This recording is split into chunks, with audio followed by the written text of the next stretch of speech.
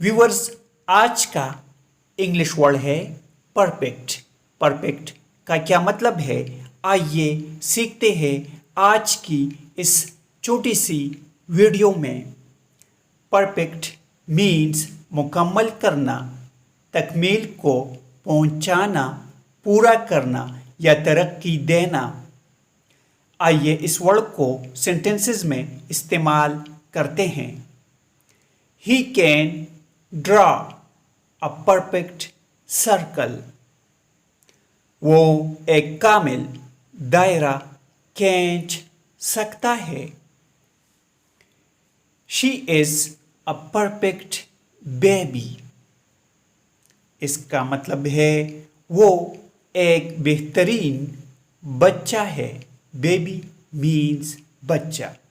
Viewers, channel को subscribe करें और वीडियो को लाइक और शेयर ज़रूर करें।